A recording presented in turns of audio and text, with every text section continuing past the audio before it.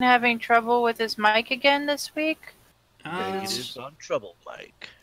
Okay. Kevin's just a slow boy, and we all love him. Yes, the sloth. Come on, Uncle, you can do it. We believe in you. I'm right here. Oh, I'm sorry, Kevin. That was rude of me. Can you find it in your heart to forgive me? Of course. You do me no harm. Alright, excellent. Unless you... And then that would suck. No, I don't mean anyone harm. Unless they're like, I don't know, like a Nazi or something. Yeah, I'd probably do them harm too, so. Yeah. Like a tiger that wants to attack me, like that, I might do harm. Yeah, punch it in the face. Actually, no, I wouldn't do a tiger. I wouldn't do harm to a tiger that's trying to attack me. I would very quickly get out of that situation. I would put on my cape and fly. Whoa, you can do that? Yep.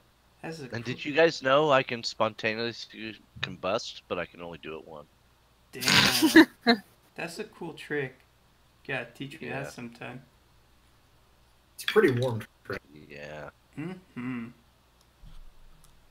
Let's see. Oh no. What? Which widget is that that's showing my computer stuff? Dang it, there's so damn many of these. Is it this one? That's the one. Okay, we're good. Now people can't peep at what I'm talking about. But, yeah. So, over the weekend, or over the last few days anyways, I gave you folks this little diagram so you can sort of get acquainted with the little area we're working with.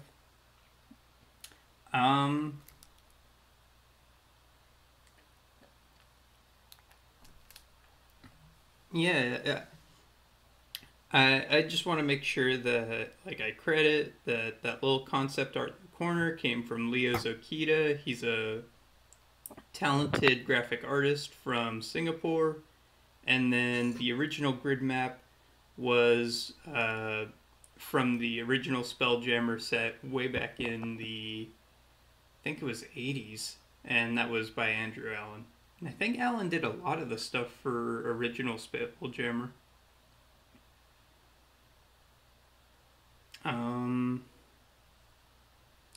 So I hope that it's up to your standards and all that good stuff. Yeah, I'm having fun. Let's see, we still got 4 minutes. Kevin, how have you been? I've been decidedly average. Getting over the surgery stuff. Surgery's good. Had an appointment yesterday. No complications, and I'll be cleared for full activities in 2 weeks. Excellent. Nice. Awesome. What about you, Patrick? What's going down on your end? Nothing exciting. I've moved, been at a new place for about a month, so just getting settled into the apartment and the new job. Okay, cool. And Liz, how about you? I went thrifting yesterday and spent way too much money. What'd you spend it all on? Mostly costume-related things. I mean, just really cool stuff. I found a corset that was like $64 and I got it for $7. I mean, if it's that much of a bargain, though, can it really be called, like, wasting money? No, because I know I'm going to use it eventually. Yeah, see, so we all good. Let's see.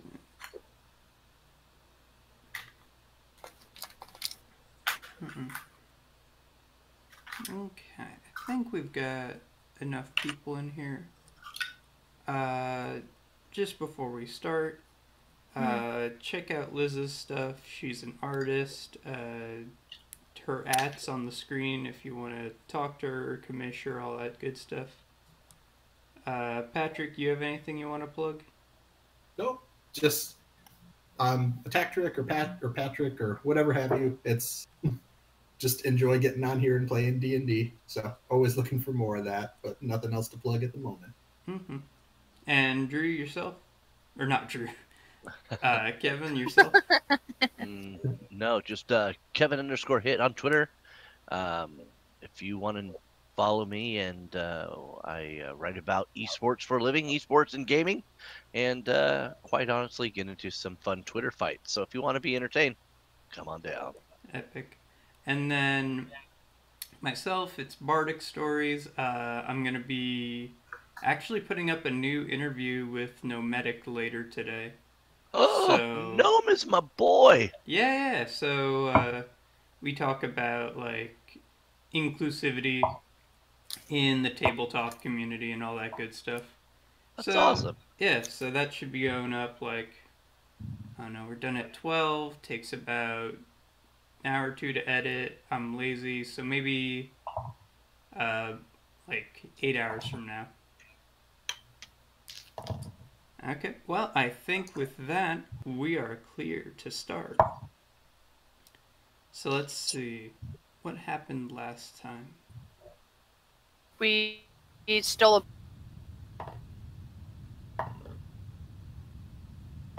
You stole? Well, was it really stole if no one was, claiming it as their own? True. I suppose no one really had to claim to it. Right. All the people were just mysteriously avoiding it like the plague. Mm-hmm. And I'm sure there's nothing there about that. But yeah, now all of you are thousands and thousands and thousands of feet above the surface of the world of Greyhawk. You're not quite in space, but you are far above the rest of the world. The mountains are like little specks beneath you. The oceans and seas just speckles of blue. And you're, as it were, free to move about the cabin. The events of last session kind of took you all by surprise, but now you've been up here for long enough and the shaking has stopped of the initial takeoff that you have a chance to kind of collect yourself and understand what your surroundings are. So I suppose it's open to any of you. What do you want to do? I want to go check out the secondary storage. Mm-hmm. So just to see if I can find anything of use or. Mm-hmm. So Drew, you see Rayrel just get up once the ship is off and clamber down to the decks below, following the staircase down. And Rayrel, once you're down there, and you're down in you pass through storage, you pass through cabins, and you get to what appeared to have been a war room at some point. It's got a large table laid out. It's got like a small model of the solar system on it, and it has what used to be little marks, but the paper's so burnt that you can't tell anything about it anymore. The more interesting thing in this room, though, is sitting in the chair that the war room has around its tables, there's one strange figure sort of clutching the chair for dear life, and it's this horribly burnt corpse of what once was probably some sort of humanoid, but it's so badly damaged now you can't tell what it used to be. Okay, so it's sitting in a chair, right? Yeah, like, not so much sitting, but like clutching it, like it was prepping for a crash. Oh. I mean, that makes sense. It crashed. I want to investigate the solar system model. Is it anything I've seen before? I mean, it's definitely something that, all the falutin scientists in the city of Greyhawk have, been researching. But even from what little tattered burnt remains are left of it, you can tell that this is a very detailed model. And that whoever was here before understood how the system looked quite well. Okay. I want to look around the room, see if there's any crates, any supplies. Yeah, there's plenty of crates scattered about. The ones that didn't fit in the hull went here, and what's there is not too much. Okay. If you'd like to open them, is that what you're doing? Yeah, I want to open them. So inside, you see these very, very extravagant garments that are cloth, but are a brilliant silver with red streaks down the sides. And there's food, there's wine. It looks like whoever was here before had prepped for a very long journey. Okay. I'm gonna take the wine and some of the food. Okay. It's interesting too because the food looks like it has been burnt. It's all good on the inside, the bread and all the meats and all that, but it's covered in this very charred layer. Huh. Is there a source, an epicenter to this, the things that are charred, or is it just they're charred? It just looks like the ship at some point was, engulfed in flames. Okay. Huh. I'm gonna return to the other two and tell them what I found. Okay. Drew is on the main deck, and then Patrick is in the helm chair. So, which of them are you heading to?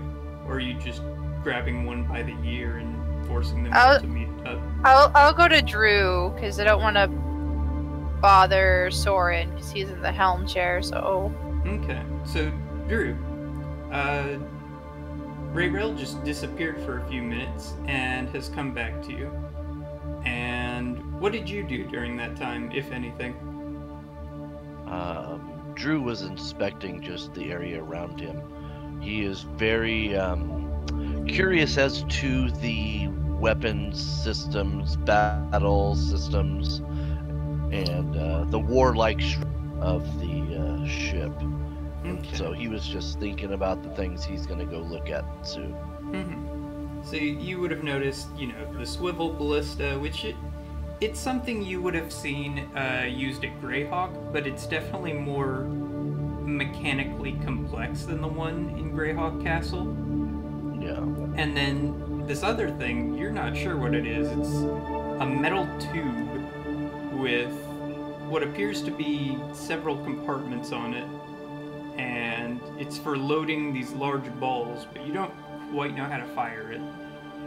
Right, and the fact that maybe there's the bottom of the ship opens. Mm-hmm. These things are confusing and very. I want to investigate them at some point, but I was just kind of looking around just the general area I was in. Didn't go anywhere. Mm-hmm. So, Rayrell has just returned to you, Drew, and you've just approached Drew, Rayrell. So, what do you say to each other? I found a burnt corpse in the secondary storage / war room. Was the rest of the room charred as well? Not really. Well, that sounds a little dangerous. Yeah. Did you look for a manifest and/or captain's logbook? No, I think that would be in the captain's quarters. Ah, indeed. I think that should be our next step to see what this ship is about. Yeah, I agree. Shall we? Yes. Off we go. Alright. And then... So Okay, Liz, what was that? we're just gonna go to the captain's quarters. Okay. And remember that this ship is very new to you, and you're still kind of figuring out where everything is on it. Yeah, I'm just kind of using my knowledge of battle. I mean, we've been on boats, and even though I'm sure it's quite different, I mean, we'll just kind of search around until we kind of find the things that we're looking for. Okay. And then, Soren, you've got several new companions with you, and you've just launched a ship into space. You know, what do you make of your situation? Yeah. Can you describe to me, how am I doing this? I know I'm sitting in a chair. So... supposedly wishing good thoughts and, like, not crashing thoughts. It's a weird feeling. I wouldn't say it's invasive, but it feels like someone has taken, like, the vessel, your little blood vessels, right? And that they've sort of stretched out and encompassed the entire ship. You can feel everything it feels, and it's almost like an extension of your body while you're in this chair. It's a very, very strange feeling. Not invasive and not painful, but it's a very out-of-body experience. It's like your hands go numb and the ship itself becomes your hands. If that makes any sense to you. Well, little geometric friends.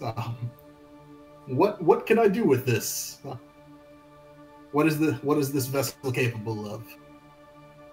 This vessel is capable of traveling to any point within the gray space system and to beyond.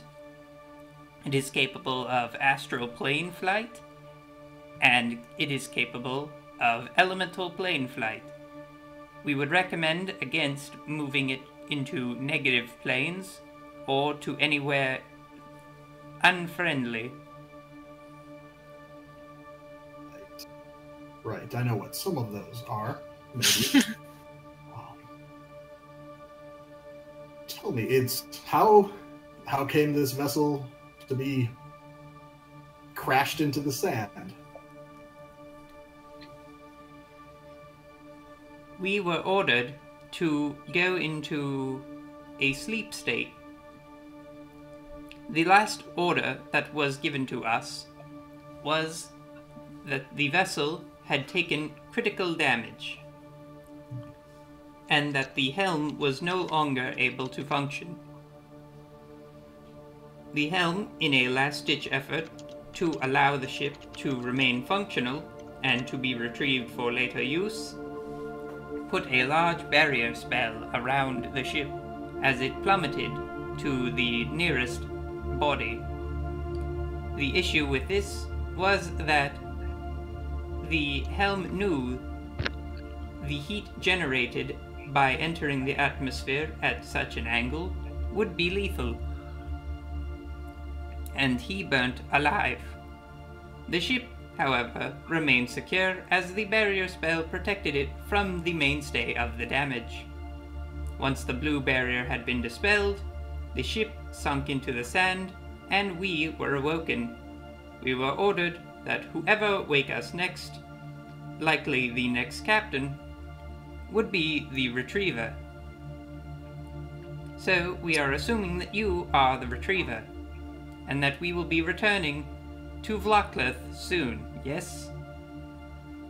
Of course, it's for someone who's not as familiar with Vlockleth. Tell me about that. Tell me about that place? Question mark? Person? Yes, Captain. We are familiar with the city of Lochlith, the capital city of the Githyanki, floating upon the dead body of a god in the astral plane. It is from that empire capital which they sally forth in order to do business. We have alerted the Githyanki, and they will be coming to retrieve their ship within the next few cycles. So, what? Convert cycles. What does cycles mean? Cycles is a unit of measurement to measure the time in which it takes one planet to orbit upon itself one time. So, Oh, so years. One self-rotation, not a full rotation around its astral body. Oh, so a few days. I'm not there. What am I thinking? oh, so these Githyanki or these Gith people are they like the sharing type? Are they the take ship back, kill whoever's on it type? Are you asking about the Githyanki form of government? Sure. The Githyanki are an empire, ruled by the Queen Vlochlith. Queen Vlochlith? Queen so the city's Vlochlith. name. So she named a city after herself, builds it on a dead god, which we'll circle back to that later when we have time to think about that one. Sorry, did you say the person who was in this seat before burned up when the ship was burning? Yes. They put Right. forth a barrier spell from the war room. Right. So I'm gonna need you to help me avoid that. Understood. We can act as a tutorial and assist you with any ship knowledge that is required. Oh yeah. Let's go ahead and launch that tutorial. We are also capable of performing any maintenance required on the vessel.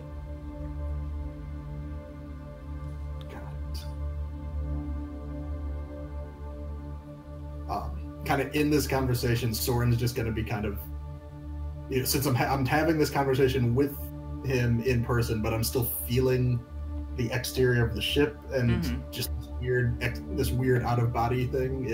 I'm also like, one part of my head is just also going to be kind of like tilting to the side, tilting to the other side.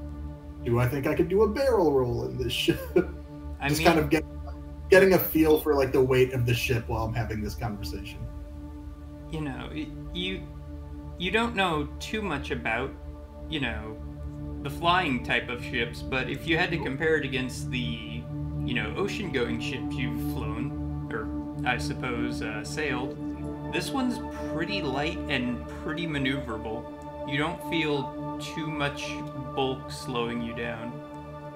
Got it. And that was going to be my next question. It's kind of how much of a transferable skill the previous boat work is to magic. Marginally.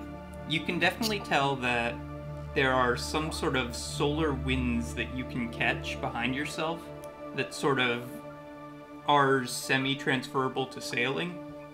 And you're starting to understand how this whole engine thing works, in that it basically works kind of like the steam engines on ships that you've sailed before. All right. Well, let's go through that tutorial and try and not crash and kill myself. We understand. We would like to introduce ourselves first. We are number 65, and this is our cohorts 65A through 65D. And while they're doing that, we're gonna go back to Rayrell and Drew and their search of the captain's quarters. So you get down to the bottom deck and, you find that there's crew lodgings, you look and peek into other rooms, and finally you come across the captain's quarters. It's a very Spartan sort of dwelling. There's a framed painting of what appears to be a handsome undead lady. There's several books about. Maps are open. There's a little hammock at the end of it, and a desk large enough to do pretty good business on. And there's a little nightstand as well. I'm gonna look for like a manifesto, like a book. Yeah, that would be near the desk, and that's where Drew kind of saunters over to. So you go through the desks, and there's a very long drawer that's in the middle, and there's two smaller drawers on the side. Which do you search first? The smaller drawers on the sides. Okay. So you come across a little journal. You come across a sort of heavyweight spell book, and you come across what appears to be some sort of manuscript on fencing. I will take the journal and hand it to Arel. Okay. Perhaps this can shed some light on what's happening. Perhaps I start flipping through the journal. Mm-hmm. So there is a slight issue here.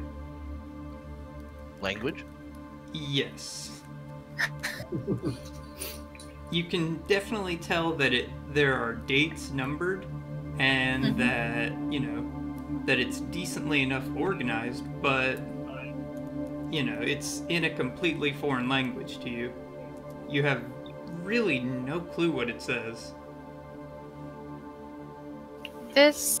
I don't know this language, but perhaps someone back at the temple does? Indeed. Why don't we see if Soren could help us out? Okay. So, I shall return. Okay. So I'll kind of take the books, I'll take the spell, the fencing, and the journal, and I'm gonna go find Soren. Okay. Before we go to Drew, Liz, is there anything you're doing in this room? I want to look at the painting a bit more. Okay.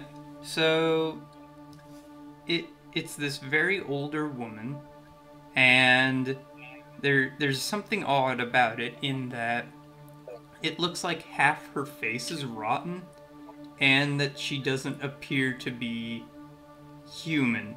She looks kind of orcish. But if this was an orc, there would be tusks, but there are no tusks present. And she seems a lot more gaunt than an orc would be. Is there anything behind the painting? Nope, just wood. Okay. And there was a nightstand, right? Yes. I want to investigate the nightstand. Okay. The nightstand has various cloth garments inside. Just sort of like, a nightshirt, some formal wear. All of them have been a little singed, but this room seems to have been spared a lot more than the war room did. Okay. Okay, I'll leave the clothes be for now and just check on, we found the lady of Hardbeat, right? Yeah, the Despotrix. She's kind of just sightseeing, like she's kind of still in awe about the whole affair. Okay. So she's fine. Mm-hmm. I guess I'll just return to where Soren and Drew are. Mm-hmm. And maybe we can try to figure out what to do once we get to Greyhawk. Okay, sounds good. So Soren, you're reading up on the tutorial, and you've got a slightly better idea of how to maneuver this thing. And Drew bursts into the room.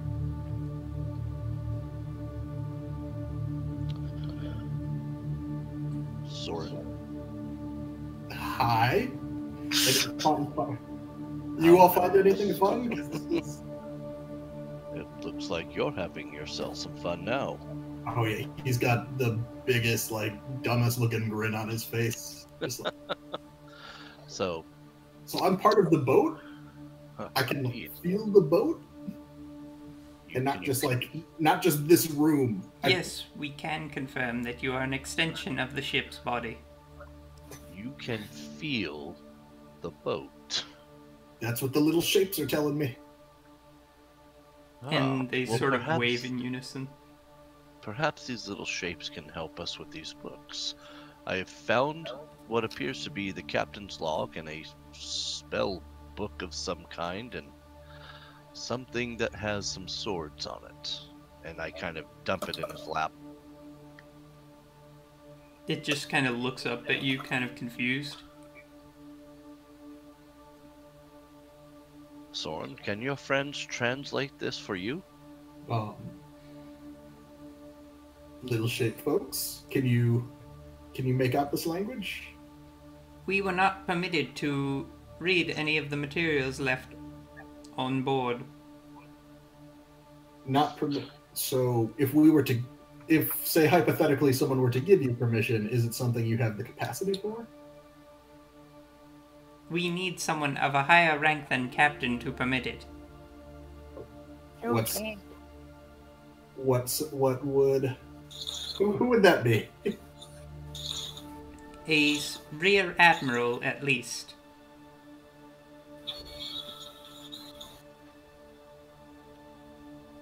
So We are sorry, but we are incapable. No need for apologies, but so it's these what you were telling me? They seem it's pretty regimented then, their society? They are as regimented as any race should be. That seems up for debate, but oh yeah, Drew, there's apparently people coming for the boat in several cycles. Take that for what you will. They sound lovely. They've got a queen, named a city after herself, lives on a dead guy. The extent of my information gathering so far from this chair. I mean, that as a man of the church should already be several red flags that went off for Drew. Oh yeah, it's kind of seeing that in his face. He just Soren just nods along like, yeah. We're in weird waters right now, friend. Well, I say we make our way to Greyhawk post haste. I had some thoughts about that. Primarily, my concern was I'm concerned as to why no one was investigating on the ship when we got there. If they found some sort of reason to avoid it, and if as such we shouldn't be taking it directly into a city. At least until we finish a once-over. Well, my thoughts were to take the ship down at some point, short of the city, where one of us could go to the temple, i.e. me, and inform the canon and head priest of what we found. Right. One other concern. Apparently last time this thing tried to land, apparently if it comes in it the wrong way, the person who's steering it burns up, and I would not like that to be me. I would like to avoid that. How fun. And you do realize that there is a river that goes to Greyhawk, and perhaps we can take this thing into the river where no one is looking and just pretend it is a merchant boat from a faraway land. Right. So that's okay. I think it was more of the going from the sky back down to the ground part of the trip that's the tricky part. Well, the ground is very hard. And apparently the path is very hot. They said that the last person burnt up. Which explains who is behind the chair, perhaps, who Ray Rail saw burnt to a crisp. Oh, well, more chairs. Well, I have trust in you, Soren, that you can land this thing. However, if you burn up, we'll bring you some water and douse the fire.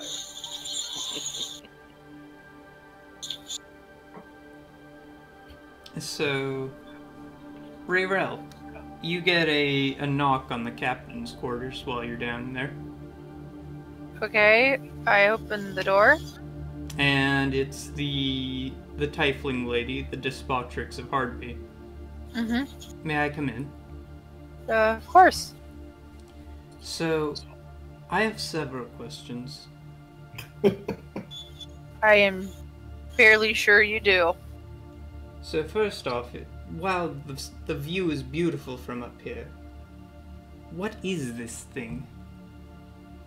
It seems like some sort of ship that can fly through the air. Well, yes, I understand that, but one, how is it flying? Two, who built it? Three, can we even get back down from here? I think that's a question for the shapes. The shapes. Yeah, they're in the engine room. What do you mean shapes? Like little geometric, like spherical, cubular people. What? Well, they have to have a name. I don't know what they are. I would recommend finding out. I mean, what if they're transmitting information to the enemy as we speak? We don't even know who the enemy is. Exactly. We don't know anything about this thing. We should be getting off it as fast as possible. I've got a city to run. Wouldn't be surprised at all that the moment I leave, the Greyhawk oligarchs sweep in and try and seize control. Like, Okay. Let's head to the helms room, the engine room, and we'll figure something out. very well. Would not the war room suffice? It has seating enough for all of us. There's a dead body in there. Is there? So- I only peeked in for a second. I didn't see that. It's kind of charcoaled at the moment. Hmm. Unfortunate. Yes. I mean, I must tell you, I am a wizard by trade. Like, if there's something that needs observing, I can help out in this situation. I've met, at least, and observed your own wizard, and he doesn't seem particularly knowledgeable of the trade. I think it's rather new to him. Hmm. Understood. So, what is this room? And she sort of starts looking around at the books herself. I think this is the captain's quarters. Interesting. Everything's been seen in here? We mostly looked through the desk, the end table. I looked behind that really weird painting. Yeah, that is she looks undead. Yeah. That's a little peculiar. So, and she kind of curiously walks up to the desk. You've searched all of these? Not all of them. I think just the one. Drew found a journal and some scrolls and took them up to Soren to see if he could read them. Understood. Well, I'm going to go speak with the captain then and see if I can't get myself back to my home. Good luck to you. Okay. And she kind of... I'm gonna... No, you first. I was just, like, when she leaves, I'm gonna look through the books. Okay. Yeah, the books are all written in languages that you just don't grasp. There's nothing in Common, nothing in Elven.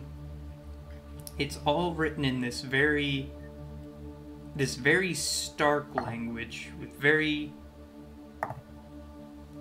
it's very flowing words, and yet there's a harshness to the lettering. Okay. Well, I'm going to return to the engine room.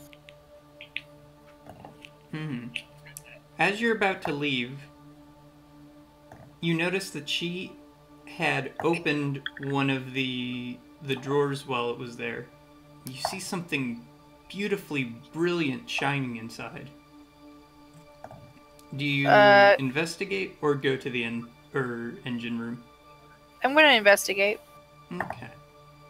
She had opened it, and inside there's a beautiful sword of shining silver with red gems on the hilt.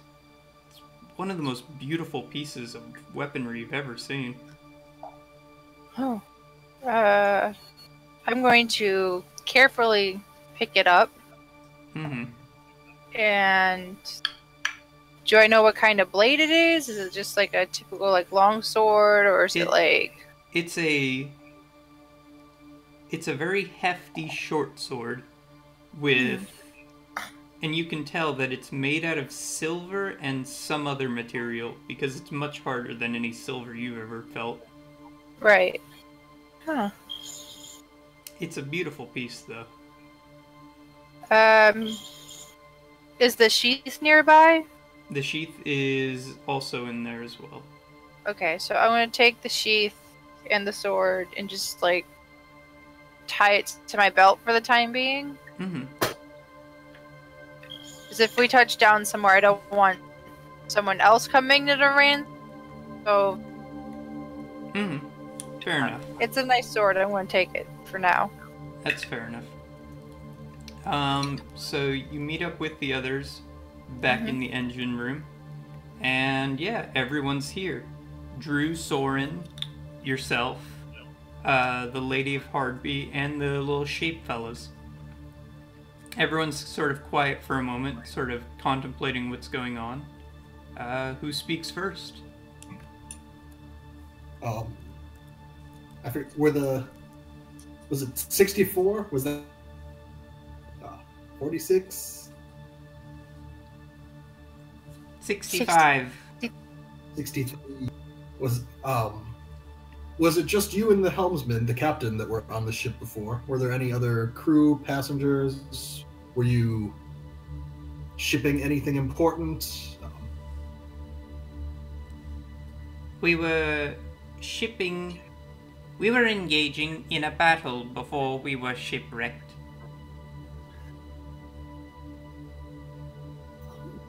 A battle with... Again, was it just yourselves and the captain? It was the full crew of Githyanki and the captain, yes. Oh, wait. Are they all... What happened to them? They are all dead now, burnt alive, or killed during the battle. Got it. And who were they fighting? Where was this battle? Was it close? We were fighting an Illithid force.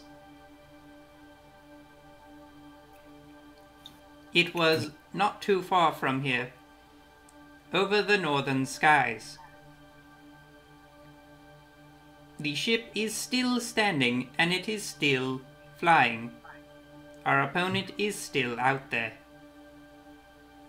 Are they... Would they also be coming for this ship, or... To the best of our knowledge, we do not know their objective currently.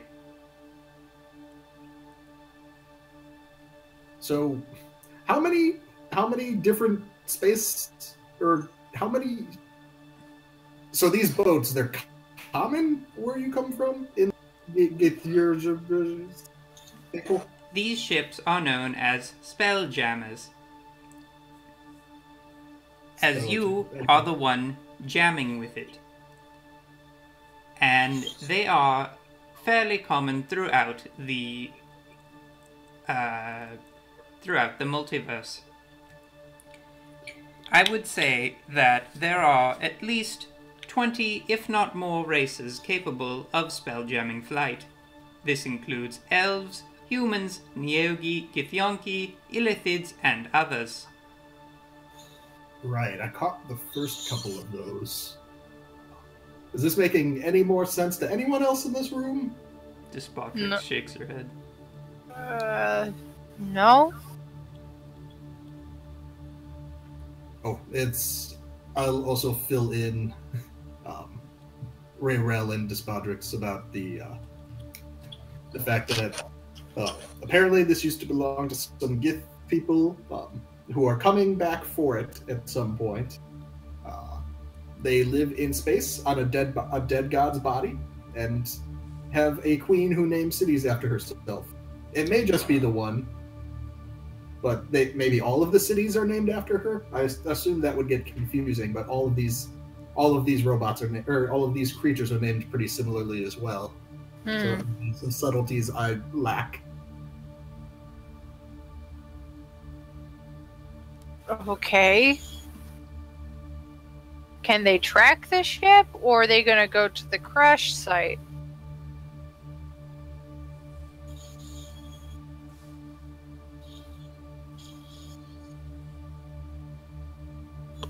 So, is whoever is coming for the ship, can they track the ship, or are they just gonna go to the crash site in the desert? Like, do we know any of that? Are you asking 65?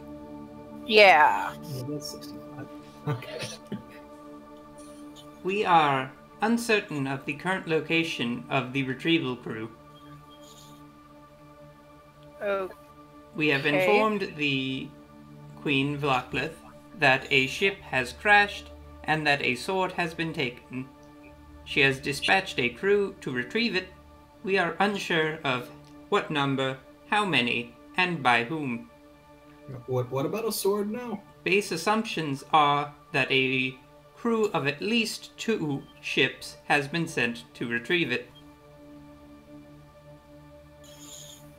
well, that makes sense because they need someone to pilot the ship to get back.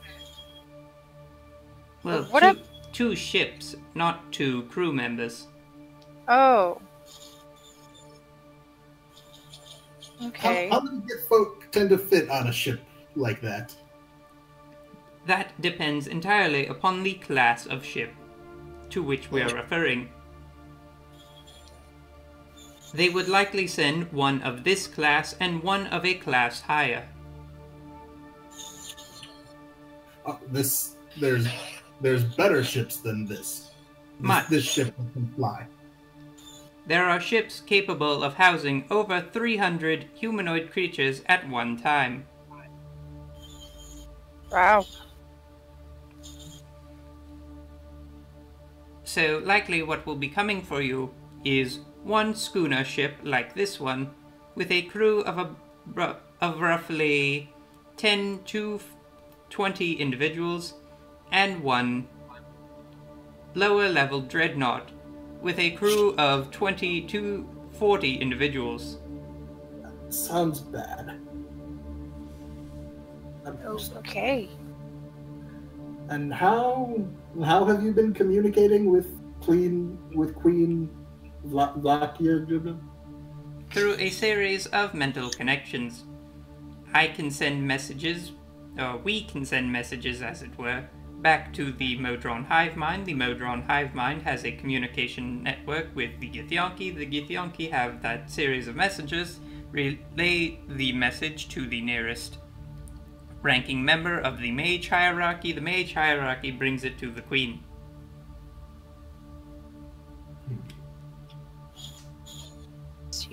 Wow. A lot of batons to pass.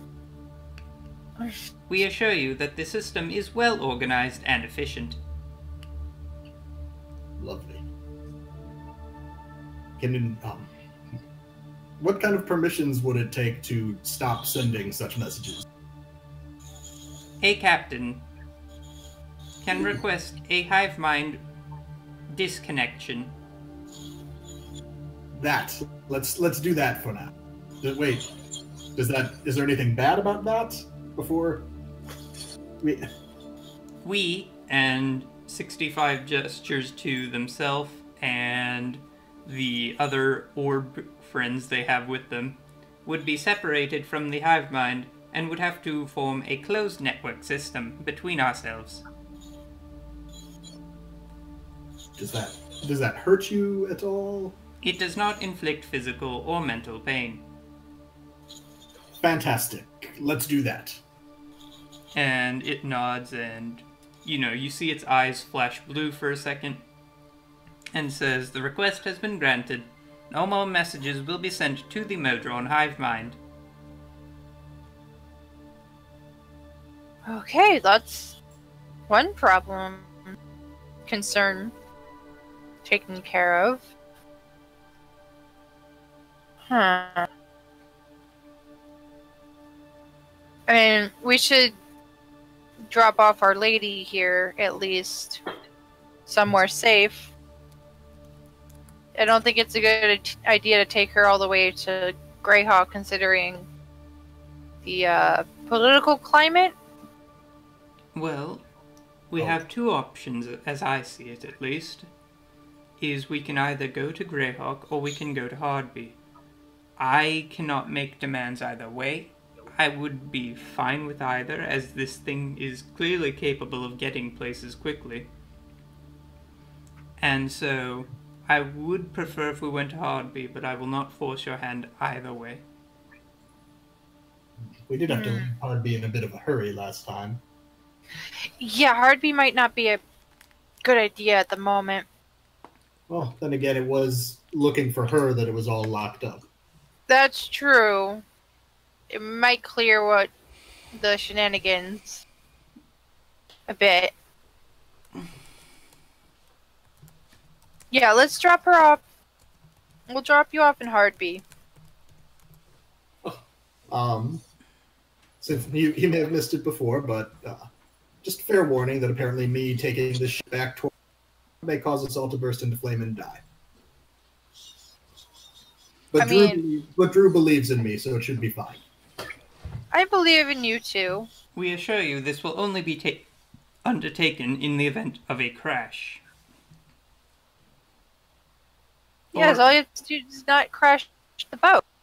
Yes. This flying boat that we've known exists for all of maybe an hour now. More than a task. So, what's the decision amongst you then? We'll go to our Hardby. I think we should dock a little bit ways down, and maybe I can escort her back, because I don't want to leave the ship unattended. Now, what exactly happens if I get out of this chair? Is this kind of my life now? Once you leave the chair, the ship will enter stasis. At the current altitude, there is no danger of you leaving the chair. It is only a danger if currently undertaking a ship movement, or if you are returning to an atmosphere, or leaving an atmosphere. We would suggest remaining in the chair during battles, or during a landing or takeoff. Okay, so until we have to land, he's free to move about the cabin? Essentially, yes. It sounds like getting to the landing is a bit of the tricky part. Going from here back to the ground. Ship movements are required for... No. Any maneuver undertaken by the ship requires you to be in the chair, otherwise the ship will remain on course to the last action undertaken. Alright, I guess we're going to try and go down then. Okay. So, are you still sitting in the chair? Yes. Then, yeah, it feels very natural to you. And basic movements like moving up and down and stuff require basically no mental thought on your part, and you can do it fairly easily. So, you're bringing the ship closer to the atmosphere, and you're aiming for Hardby or somewhere around the city of Hardby? somewhere around the city, just because I don't think it'd be a good idea to show up with an airship in the harbor of a locked down city. Mm-hmm. Fair enough. So even if we have to walk a little bit, we should be fine. Once we can, maybe we can get into the water. Like Drew was mentioning, an idea that we attempt to land in the water outside of the city and then just try and pass ourselves off as a normal ship. Okay, that could work. But there's also the issue of how we left Hardby. How did you leave Hardby? Running. Running. Yeah. What did you running. do to my city? Oh, nothing really. We just broke curfew. The crime was attempting to leave your city. It's under lockdown since some woman mysteriously disappeared. They're locking up everyone from Greyhawk as a result. She looks incredibly unamused. I was kidnapped. I understand. Presenting it as it was presented to us in your city. And she just kind of shakes her head. Very well. You get us as safely as you can back to Hardby. I'm going to go see if they have tea or coffee or something left in the rations down here. There is some wine in the war room. Excellent. After the week I've had, I could really use some. And she makes her way down to the galley. So Soren... oh wait, no, you first. I was just curious. I know you mentioned I can, since the ship is kind of an extension of me, I can kind of feel the exterior of it, kind of get a sense of it. Do I get a sense of the movings going on inside of the ship? Like, do I feel people like leaving this room and going to a different? Yeah, you can feel someone like walking around the ship, but you can't, make out who they are. Okay, and I guess just in that sense, I'm just going to do a count off in my head to make sure that the right there's only the right number of things are moving on the ship as people that I've seen. Okay. The 65 brigade, and then the four of us that boarded together. Let's see. You can feel the 4 spheres, the 1 cube. You can feel the Despotrix, 3 more, and 1 more. 3 more, as in like the 3 of us. Yeah, the 3 of you. Okay. Does the 1 more appear to be moving? Would I sense that? Very slowly. Oh. Something's still alive on this ship besides us. Before we descend, that may be something we want to address. Okay, can you feel where on the ship it's coming from? Can I? Yeah, you can sense rooms. And you can feel that it's coming from one of the crew lodgings. One of the crew quarters has something moving slowly still. Okay, I'll go investigate. Okay. So, Rayrel, you open the door to the crew quarters, and it's been scorched heavily inside. And you see a fellow with green skin, a very pallid complexion, hobbling on what appears to be a greatsword, using it as a crutch. And he's sort of, searching around the cabin. And then he sees you, and he says, "You've got it. Got what? The sword. Release that at once. Why should I? You stole it, you thief." I found a abandoned boat, and I found a sword on said abandoned boat. I didn't steal anything.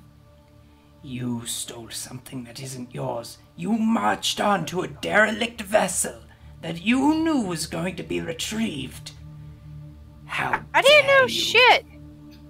Elven scum. Likely a flyer herself. I know your kin. need. Well, now, there's no need to be racist. God. I mean, they're not. They are evil aligned. Like, You should remove yourself from this vessel once. At I once. don't think you have any say in what I do or do not.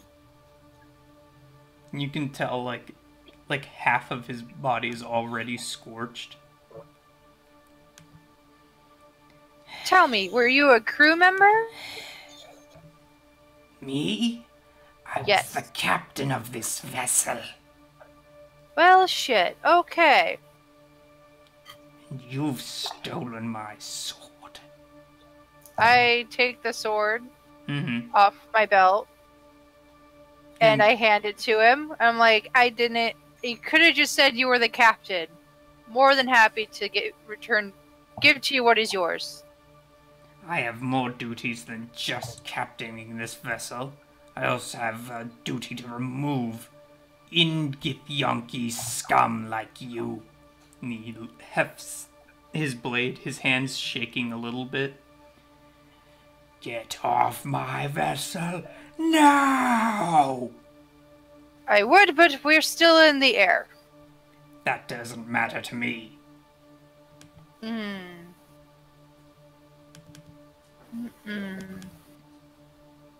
So I'm back out of the room and close the door. Can I lock it? He comes rushing at you, and Oh, I would shit. say you should roll for initiative right now. Okay. Great. Let's see. 21? Okay. So he bursts out of the door, but you are the one with your weapons ready first. What do you do? My short swords are out. Yes, you managed to get him out very quickly. Alright.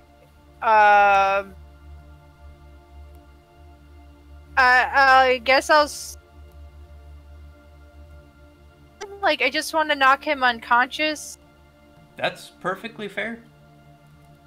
Yeah. So I want to do that. Okay. Give me an attack roll, because even injured, this guy looks like he knows how to fight. He's not, an undead. He's not a spider. Like, this is Oh, that's a someone that's natural competent. one. Okay. I rolled a natural one. You have two swords, yeah? Yeah, I'll swing with the other. Okay. Let's see. 13? 13.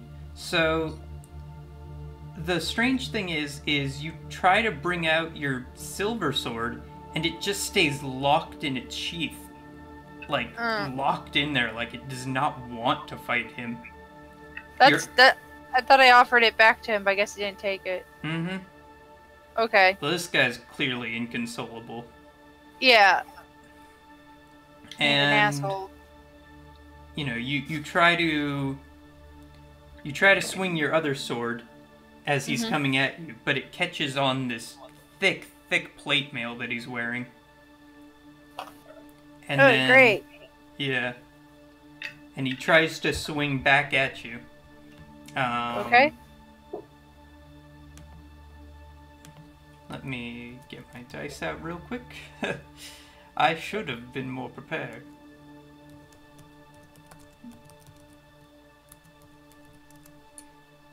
Okay. So he takes this very heavy sword and just absolutely heaves it at you.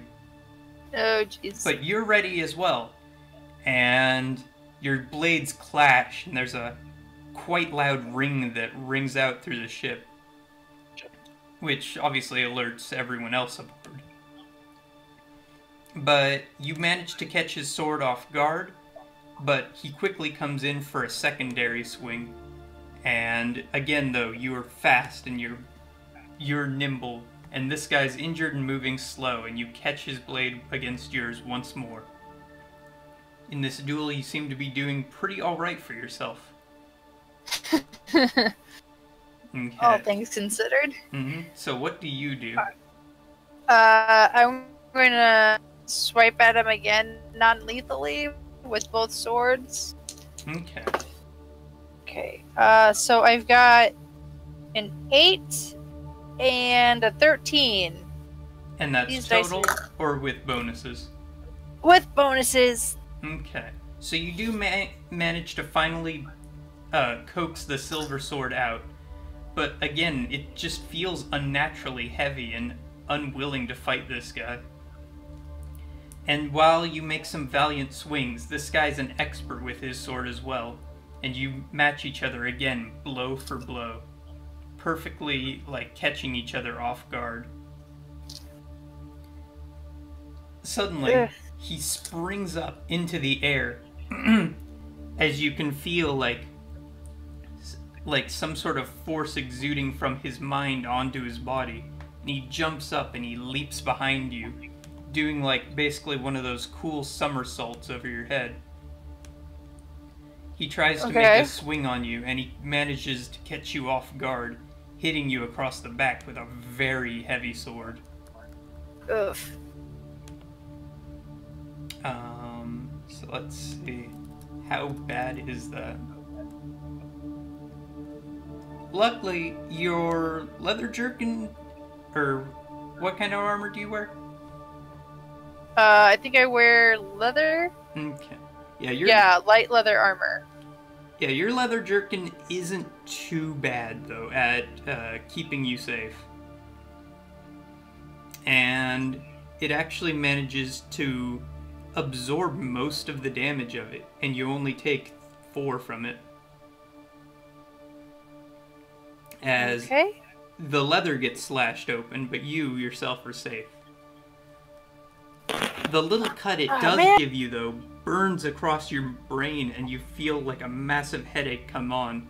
Very similar to what you experienced in the laboratory. And you take an additional 4 damage due to that. Okay. Drew, you've heard what's going on, and you hear swords clanging below you. What do you do?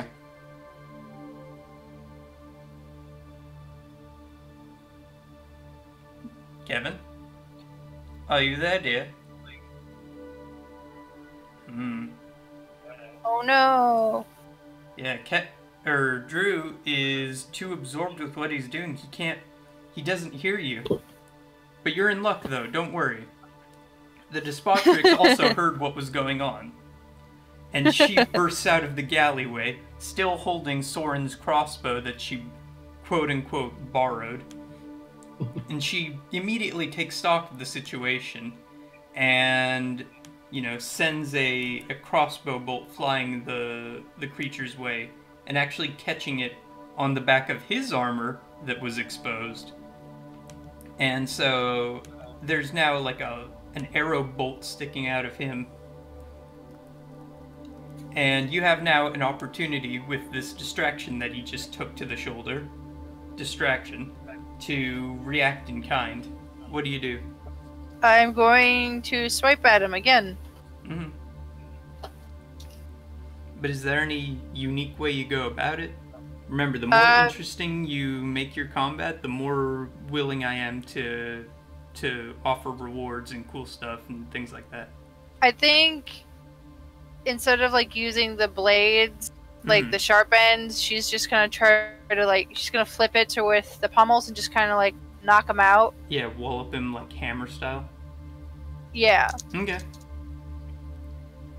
Yeah, give me a roll. Okay. So, one of them is a 17 and the other one is an 18 to hit. Okay, so he's distracted enough that both of them just slam into him. And you've managed to bring full damage onto him. So what are you bringing to the party? What I'm bringing is okay. 18 points total. 18 points. Jesus. Non-lethal, just trying to knock him out. Mm-hmm. So you heft your swords, by the back end and sort of bring them together against his head like this, like clapping together against him.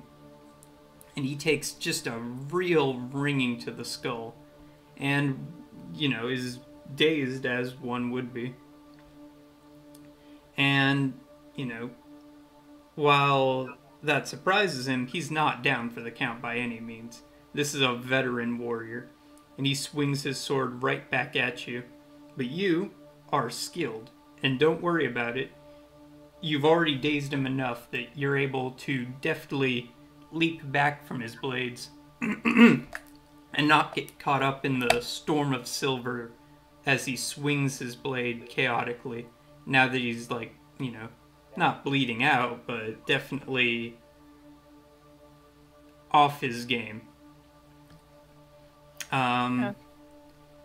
You see someone had cast Mage Hand as a little purple hand sort of grabs his leg and he stumbles to the ground. And true to her word, the Despotrix does seem to know magic, as she doesn't have any focus for it, but she's managing to control it as best she can. So now, what do you do, Rayrel? I'm going to try again, just to go at him with the pummels to knock him out. Mm-hmm. Because he doesn't seem like the talking type right now. Mm-hmm. God dang it. Let's see. We got an 8 and we got a 10 to hit. Okay. My dice are not cooperating again. Well, since he's on the ground, I would say you have advantage, so I will say roll both of those again if you want. Okay. Because he is prone right now. Okay, I have a natural 20 and a 15. Okay. So you take your 2 blades and, you know, you wallop one down and it catches on his armor, but the other you bash against the back of his head and he is just sent jarred from that. Yeah, how many numbers are you bringing to the party with that? 12? Okay, so with that, you knock him square on the head, and he's, you know, sent sputtering to the ground. And he says, "Stop. I can see I'm outmatched." He's breathing heavily. I back away, and I partially sheath my swords. Mm-hmm.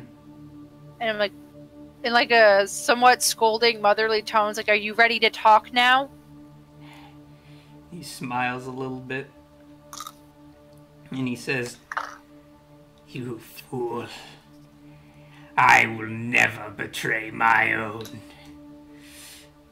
Long live the Empire!" And he gleefully takes his sword and cuts his own throat right in front of you.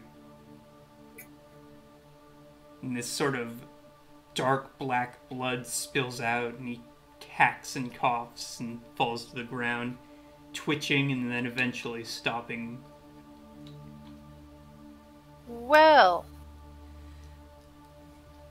I don't know what I expected. Rayrel? Certainly not that. Rayrel, Yes? what the Please forgive my language. I try to keep eloquent at all times. But what the shit was that? He was apparently the captain of this vessel.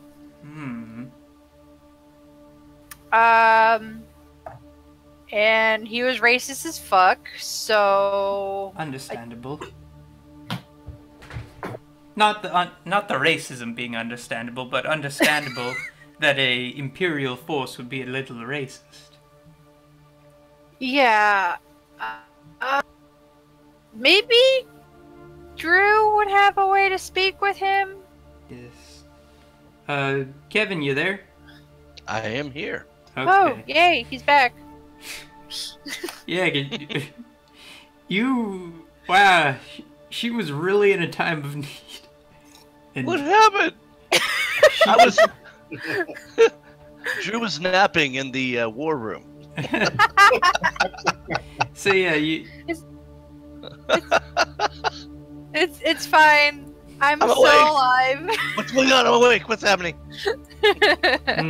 So you burst into or you make your way into the war room. I don't know how you do it, but you see Drew sort of asleep in what was the corpse chair. Yep. It seems that he's gently set its arms at ease, like the traditional rites he'd give to a dead person, and then taken a nap in the corpse's chair. Yes. What happened? I found the captain, and he attacked me.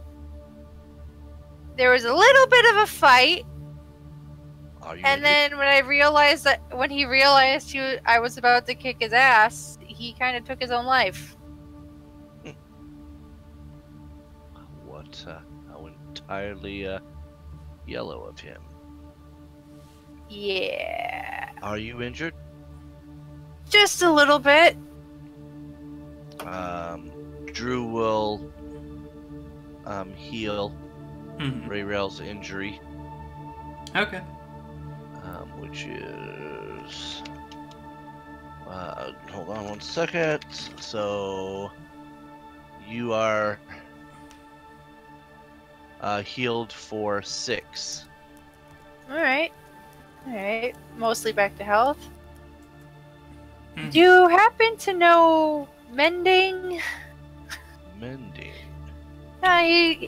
He swiped at the back of my armor, and I paid a lot for this armor. Let's see. So, let's see. I'm looking at what would that fall under? Cantrips. Let's see. I know. Okay, maybe I can ask Soren. Wait, do you have to choose your cantrips ahead of time, right? I don't know. You're the rules lawyer. Yeah, you have to. You can only choose your. I didn't know if it was different for mages and clerics, but yeah, you have to choose. And I just so you guys light sacred flame and spare the dying. So if you go negative hit points, I can stop you from dying. So that's it. Okay. So speaking of Soren, actually, you're getting closer to the ground, and Heartbeat's right up on the horizon. So how do you go about this? Soren has just spent the last few minutes just kind of knowing that he can't leave the chair so that we don't all burst into flames as we're approaching. Well, But so also- they have told you that once you're on like a straight path, or if you're idling or something like that, like you can leave the chair. Got it. So I thought, at least, and this is still in Soren's head because this is all just so new to him. It's taking that as like the approach down. It's just, oh no, gotta stay in here. But has been anxious, using whatever his ship sense is, and was just kind of in my head. I was picturing it almost like if you pick. I feel like you've seen it in movies where it's like a map with lips on there. And I just saw like 3 blips all going towards it, and then one disappearing, and I'm like, oh god, I hope that was somebody I hope that was the bad person. And then getting a little bit calmer as all of the other blips continue. So okay, it's Rayrell. Rayrell's fine. Rayrell knows what she's doing. And then having that, I picture like 65 is just listening to me and to my, and then I focus back on ease into some water outside of Heartbeat. So you're beginning to touch down then to the city, to the bay nearby, or are you going from the ocean all the way into the bay? I mean, this is gonna look sketchy no matter how we approach it. Like, Does Drew have any floaties he can wear? I mean, that...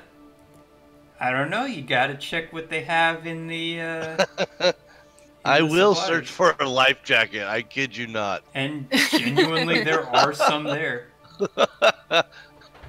Drew is he's strapping one on, man. He's putting it on.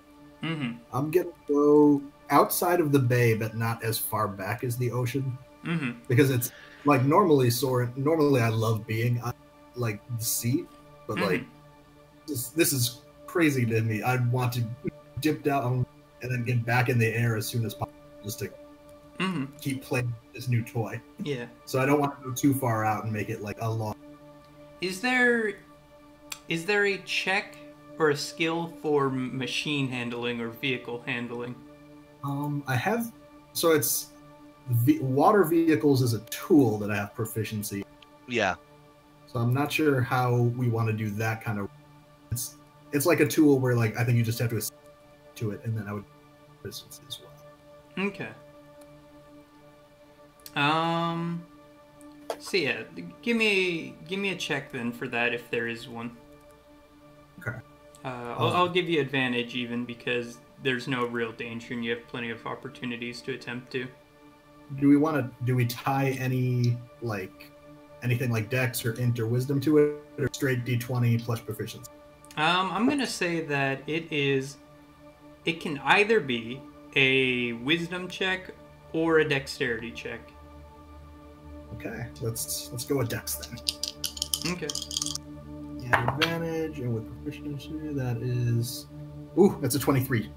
Okay. So you hit down to the ocean, sorry. and you splash. No burning up. You splash down, and it gets a little warm for a second, but you're fine.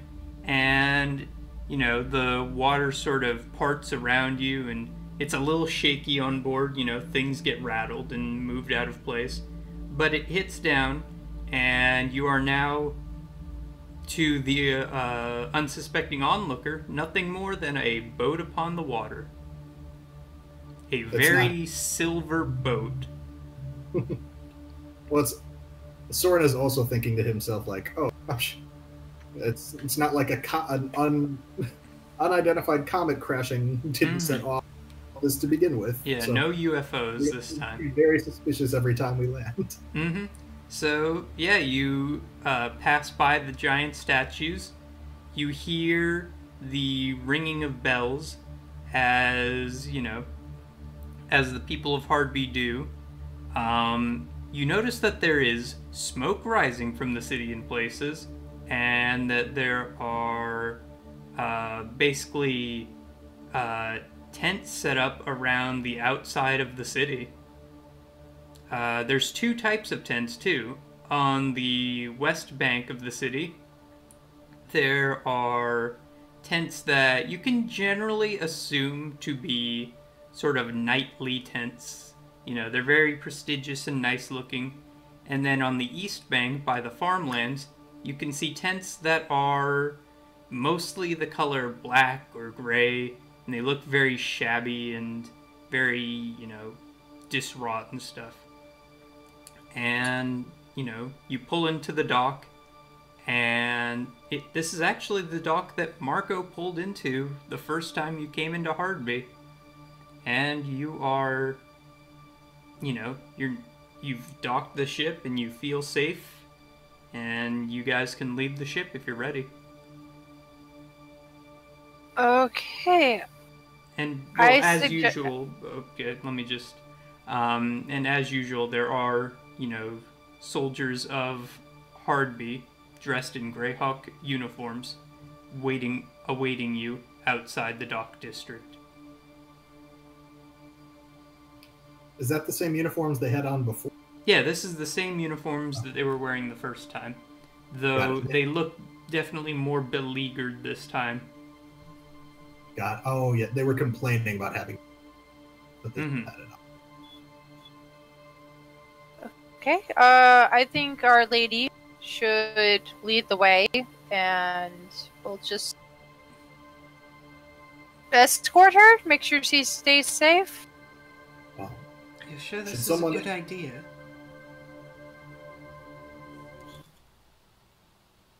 I mean, you need to get back to Hardby. True enough.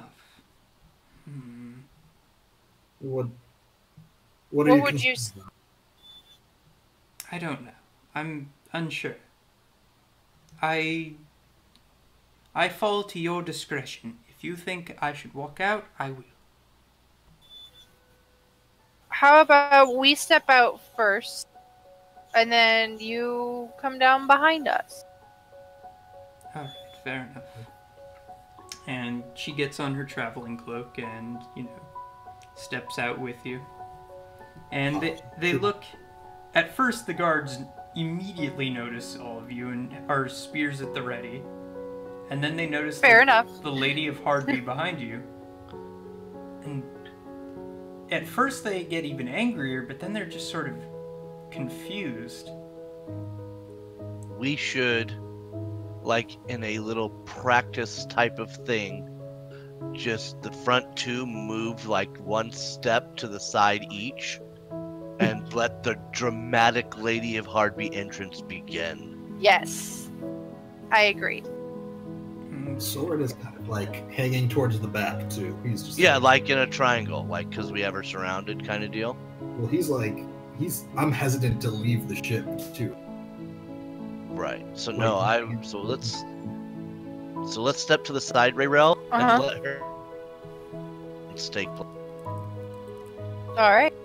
Okay, so you sort of part ways as the lady herself makes her way through, and it's the soldiers. They drop their spears and they go into a deep bow, and they say, "Your ladyship, are these your companions?" And she nods.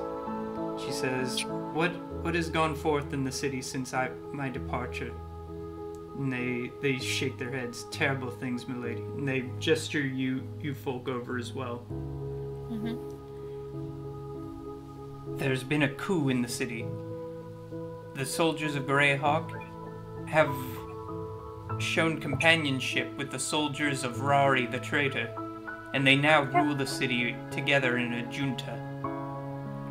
Their camp is just outside, and Greyhawk soldiers say that any act of treason will force them to march on the city and declare proper martial law and a formal declaration of their ownership on the city.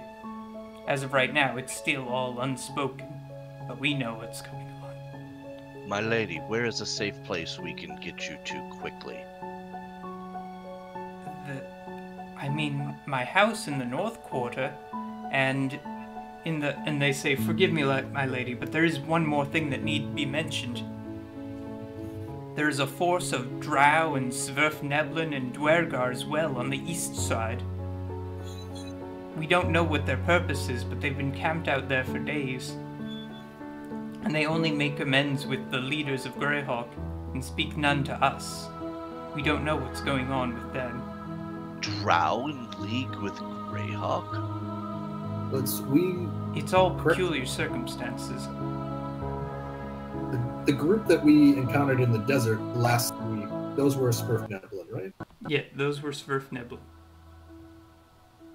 My lady. So, Drew will turn to the Lady of Hardby. My lady. Yes. I think I have an idea. I think the truly only safe place for you is aboard the vessel you just exited. Perhaps you can get your most loyal people together. Join us on this ship, and perhaps we can develop a plan to take the city back for you. And you hear marching up to you a force of Greyhawk soldiers. The men who confronted you are Hardby loyalists, but these are Greyhawk proper soldiers. They're much better Let's go. equipped. We're gonna grab her. Let's go. Mm-hmm. There's one thing. So there's a force of 5 knights and 10 archers and 20 swordsmen. And Rayrel, you notice something as you and the queen and the loyalists and whoever's with you re-aboard the ship. You notice one particularly thing. Amongst the soldiers of Greyhawk, amongst the archers, that's your daughter. What? Your daughter is with the archers. And as you board the ship, You know, what do you do, Soren? Do you take off? Do you move it back out of the harbor? Drew is yelling at Soren, "Get this ship in the air!" I think by the time you had turned around and said we need to be leaving, he was. Yeah, once you heard the footsteps. Yeah. So that was Soren's cue to leave. He didn't even want to pick up the ship. And I'm waving for the loyalists to come with us. So whatever guys that greeted us at the dock, I'm like, jump aboard or you're gonna get pounded. So the small group that first met with you, they run aboard the ship as well, and the ship's shaking, and you begin to take off once again.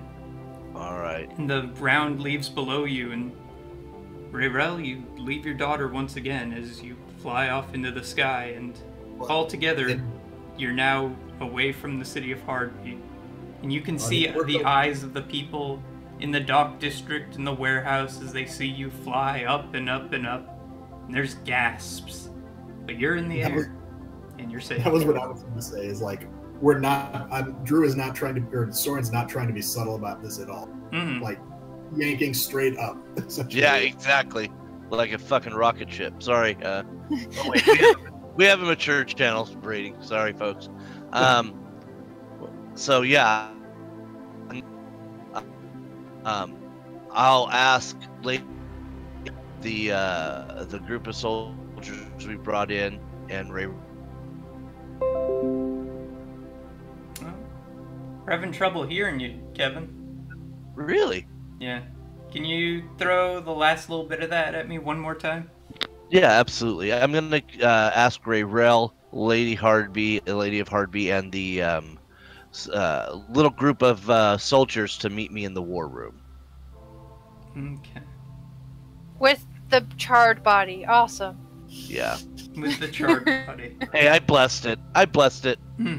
So, you head into the war room, and obviously the soldiers are awestruck. You know, they physically gasp when they see the Modrons. And but they meet in the war room, and you're all here. What do you talk to each other about? So Drew turns to the Lady of Hardby and the group. It appears that it is unsafe at this time for your re-emergence, my lady. Perhaps we should come together and devise a plan. Do you have any allies or anybody that you trust that we can contact at this time? I mean, I would assume that my wife would be in the city trying to take control and keep things organized while I'm gone. I was good friends with many of your kin, the clerics of Cuthbert, and I am beloved by the people.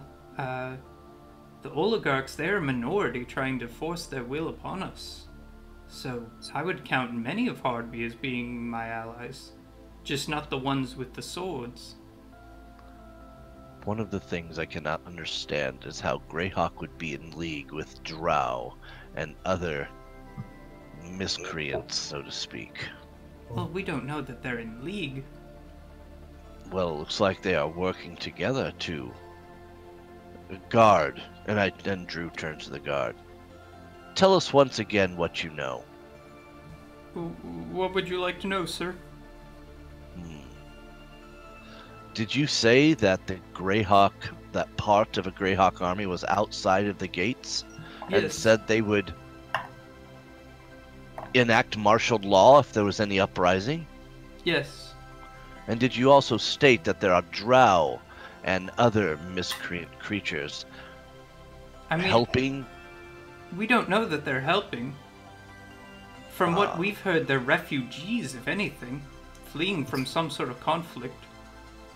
That's possibly true. We ran into a few of them in the desert. What would they be fleeing from? Something about illicit. The activity in the Underdark has... The soldiers sort of mumble amongst themselves. The Deep Gnomes told us that the Illithid had been expanding territory and on you forced them out of their home. That may be forcing all the traditionally underground folk out.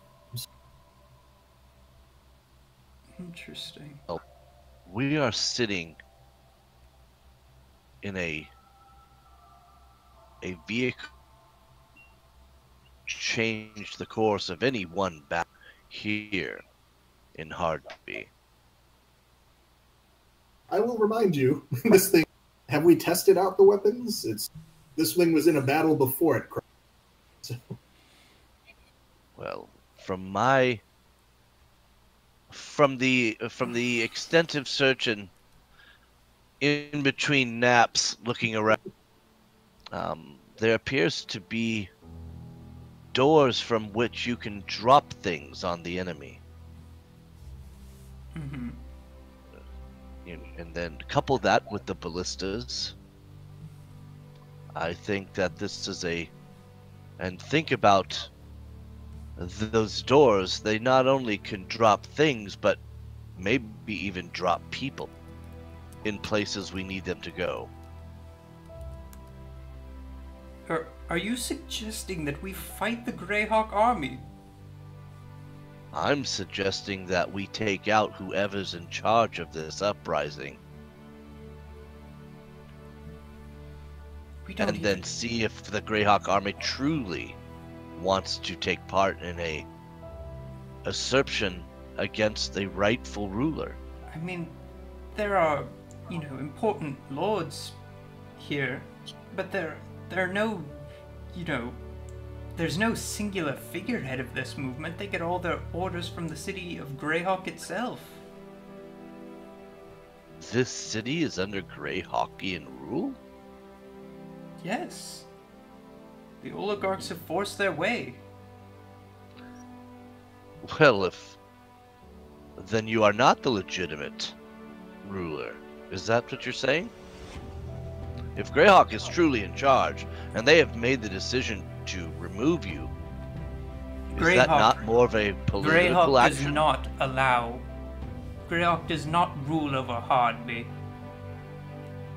It is that they have forced their will upon us, seeing us as a, wealthy trade hub for what we are, and now they are trying to subvert our will. The people elected me. I was elected to this. They have subverted democracy, they have subverted the popular will, and they have subverted the city's intention itself. Hardby is not a militaristic city. Why would we ever... No, this is not... Causing any conflict would ruin trade. It doesn't make any sense how anyone would pick a fight. Exactly. It's all a bit mysterious. My lady, how exactly were you kidnapped? I was asleep one night. A man manifested in my room as though through a teleportation spell, grabbed me, and teleported out. And it was these same forces that were holding you that are now camped outside your city? The forces that seized me were of Rory's kin. I don't even know, it may have even been Rory himself. I don't know what's going on, but there's some sort of conspiratorial between Rory the traitor, and not the mages of Greyhawk, but the ruling council itself.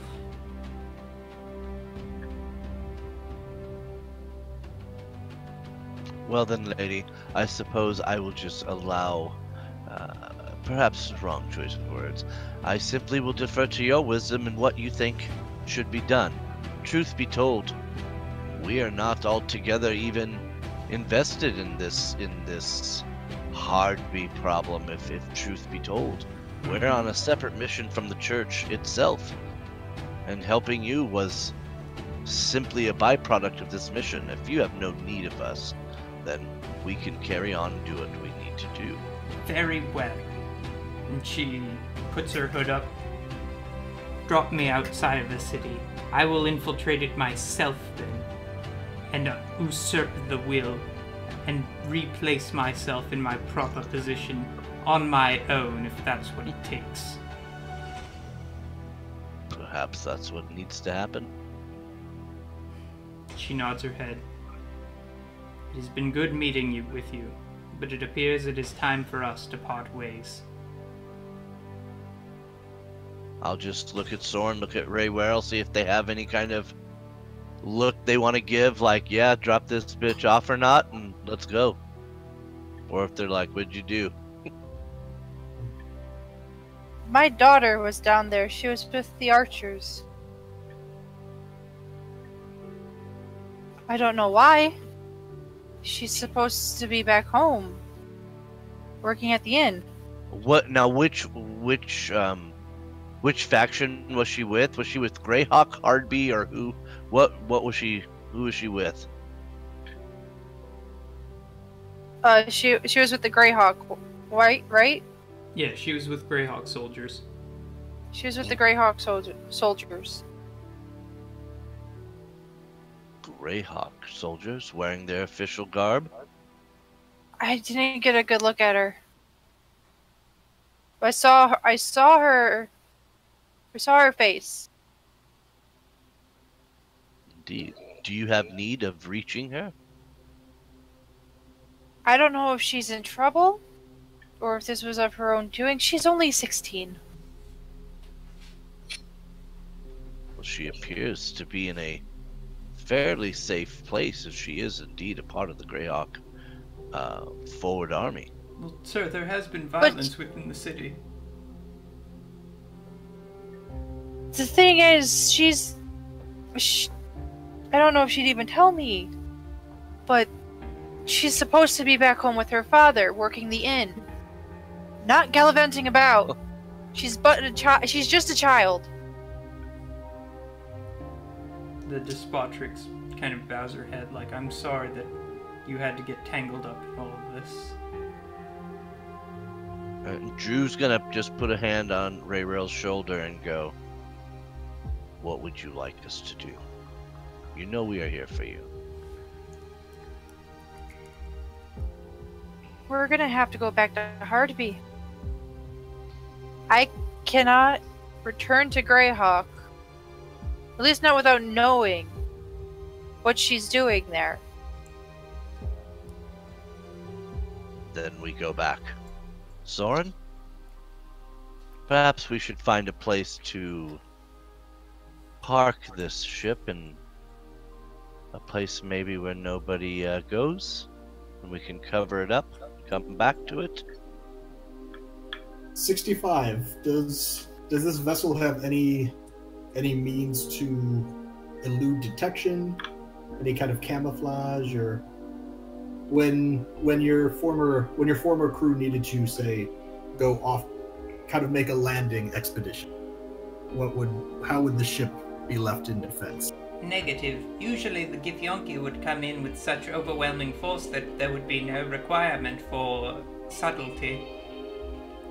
However, I have been scanning the area, and I do know that there is a cave nearby the giant statues in which you can park the vessel and go unseen. We'll do that then. It appears we have a plan. So, It appears we have the beginnings of plan. Well, Are we just going to? Are we going to find your daughter and get her out? Do we have a specific goal in mind? I don't know if she's in trouble or not. If she is, we will get her out. Because getting people in and out of places, I'm very happy to do. I'm hoping we can avoid becoming embroiled in this city. No offense, my lady, but none taken. This is not your fight. And with that, Soren, you're making your way into the little lagoon cavern that number 65 had told you about. yes, I am. Oh, sorry. Yeah. And 65A through 65D are doing their best to sort of cover the ship up and seaweed and stuff and make sure that, you go undetected. And then, yeah, your ship is very well obscured, and you can make your way into the city without too much trouble. So you see the little lighthouse thing there, like, that's pretty much where you guys are at right now. Okay. So, how do you go about getting into the city? Because on the river road is where the army of Greyhawk is camped.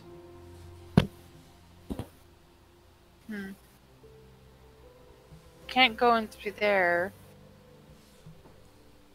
Did the airship have, like, boats? Like, lifeboat? Well, I think we should ask the Lady Heartby if she knows of. This is her city, apparently, and one would hope she would know various ways in and out. That's a good point. Well, you can't get through the Great Wall. There are guards posted everywhere. The river road would be overrun with Greyhawk soldiers, but the lighthouse... The watcher of the lighthouse always keeps small boats so that he can get to and from the dock district. If there's an easy and sneakable way into the city, I would recommend those boats that he leaves out. Wait till the dead of night, and then we could climb into the city. Sound good? Sounds good. So, you guys have the chance to take a long rest. And is there anything you folk do before you make your way into the city? I'm gonna, You know, you can talk amongst yourselves, ask any questions you have of each other, explore the ship, you know, that kind of stuff. well, I'm gonna see if there's any cloth, and I'm going to, like, take the charred body as best I can, and I'm going to wrap it in cloth, and then Drew will take said body and have a burial at sea, basically. Even though he was a Githyanki and someone who would want to have killed you had you known him alive. Cuthbert would hope that there's redemption ability or quality for any creature. So I will bless it and send him out to sea. And he'd probably sink really fast, right? Because he's doesn't have any floating ability. He's ash. True enough. But he does look peaceful. Yeah. Now don't get it twisted. Drew will kick your ass if you're a bad guy and then bless you into the afterlife. Soren, Rayrel, is there anything you do before you set off to the lighthouse?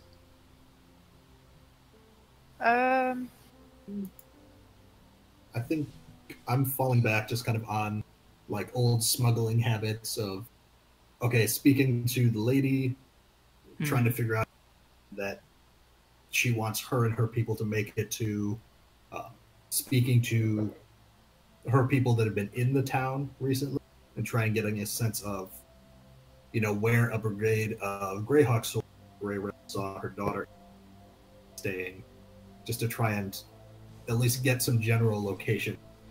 The Greyhawk soldiers are likely in the North End and in Trade Town. Whereas forces loyal to me, I would assume would go to Fishtown. That was where most of the people who voted me were from. So I would assume that that's probably the safest bet. Towards where mine are and towards where the Greyhawk are.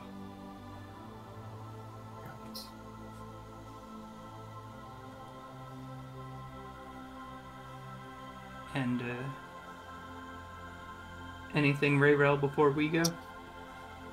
I think Rayrel's just, like, nervously messing with her braids. Soren, Drew, do you do anything to comfort your friend who seems pretty nervous right now? Yeah, I mean, Drew right now is very reverent. You know, not making a whole lot of noise, not doing a whole lot of talking. out of respect for her feelings and respect so that she can, have a thinking process without having, 800 things bothering her. Fair enough. And I hope that that's being intimated in his body language. So, he's trying to tell her without words that, hey, we got your back and we're going to go get this kid, or at least see what's going on at the very least. And I think because a lot of the time that Soren and his family own Ray, my first meeting her was probably in pretense of like for her on. So I may just be kind of falling back on that, offering her a wineskin and just like you did at the battle. Almost like that, kind of like I feel like a lot of bartenders kind of being a to talk at if the person needs. Understood. And then the Lady of Hardby returns and she says, I've spoken to the keeper of the lighthouse. He's with us. He will not say a word. And the ships are ready. Shall we go? Yes.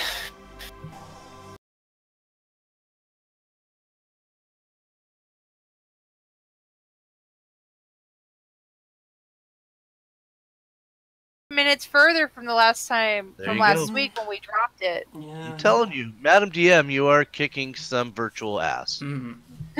So, And we started on time. So, what do you guys make of the situation that's been going on? I love it. Courtly intrigue. It's all fun. And, Alright, looks like we're back. we're back. We're good. And we're back. Okay, sorry, there was a weird connection drop. I don't know what that was about. Because my connection is, or at least should be fine right now. Okay. So we're getting on boats. And Drew is changing. Yeah, Drew's changing. Soren is just longingly looking back at this skyship that he does not want to leave. Right? Because it's cool as heck. I mean, Yes. you folk haven't even named it yet. Do you have a name for it? We've barely had it for a day. I don't. I mean, that hasn't stopped, Drew and Soren from emotionally bonding with a brain. This is true. It's true. Soren was absolutely planning on bringing that up in the next conversation with Sig. Yeah, well, we each only have half of one, so we needed to meld with one other one. Fair enough. It completes us. Excellent. So, I have a name suggestion for the ship. Go. The Blue Jay? I don't know. Why not? Because it's an airship, so. Why not? that's cute. Alright, so it's the Blue Jay. I'm with you. So, where do you all land? In the North Dock District, the South Dock District near the Hard Bay, or in the southernmost point that's still in the Woolly Bay? Well, we need to know. Well, shoot. If we land on the other side of the wall, we're not.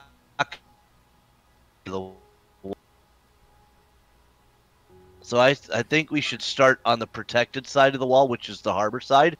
And then if we need to make our way out, we would go due east. Okay. Okay, sounds good. That's just Drew's idea. And you can see all the torches lit on the soldiers and as they patrol the harbor, so you can make it in with relative ease. You've done this before. You know what you're doing. So you're, on a Hardby harbor, and where do you go? We'd be best served getting the ladyship here, wherever she needs to go first. Right. Once Did we it's- talk about disguising her at all, or she's walking around regally? I mean, she's got a cloak on. Okay. She's She's- robbed one from the dead Githyanki. Perfect. Smart So- woman. It'll be easier for the three of us to move around on our Yeah. own once and find Rayrell's daughter that way. Okay. If I know my wife, and I know her quite well, she'll be in the fish town. There is... I think you may have met her. She's the most well-known merchant in town. Not my wife, but the place she will likely be. There's a well-known merchant in town, beloved by the people, who has set up shop in Fishtown. She's good friends with my wife. I assume that might be where we need to go. I think I know of the shop you speak of. Let's carefully make our way there. Hmm. And, you notice there's, on your way there aren't a lot of guards, but there are a lot of people fighting. You don't know what about, or, even why they're fighting, but... Like, not like your typical bar fights that no, you'd see? these seem much more personal and partisan. And you get to the warehouse, or you get to the shop, and it seems closed up for the night, but you can still tell there's a light on in the top floor. I'm going to knock on the door. Hmm. And surprisingly quick, you see the older shopkeeper lady from before answer, and she's like, I forgot how I did her voice, but we'll see. Oh, hello, dears. And she like sees the Lady of Hardby and immediately stops, like, oh. So I think I know why you're here, Mm-hmm. And then she immediately gets pushed out of the way. And this very tall human lady just jumps out of the store and leaps, arms open first towards the Lady of Hardby, gripping her tight. And, The tackle hug. Mm-hmm. And she kisses her wife, and she's like, I was so worried about you. What happened? And she's like, she looks around real quick, and it's like, inside first. That's what needs to happen. Come on, all of you, inside. Yes. Rayrell goes inside. And she takes you behind one of the back rooms of the shop into what appears to be like a sort of makeshift war room. And you see, the shopkeeper, a few of the guards that you may have punched in the head from before, and a few other townsfolk around a large table. And you notice the wife of the Lady of Hardby is a very tall, very strongly built knight. And she seems to be leading the meeting that's going at hand. And they all look at you a bit confused, like, hi. And a man with a pipe walks up to you. He smacks Drew on the back of the head. Next time, you could be a bit more subtle about the fact you're trying to sneak out. So, are they with Greyhawk, or are you with us? With you. Right. He seems to believe you, and he nods his head. So, what's your tie to the city, then? Why have you lied with us? My daughter's here. Daughter? And she's supposed to be back home. I don't know why she's here. She alright? No one's got a sword to her head, I hope.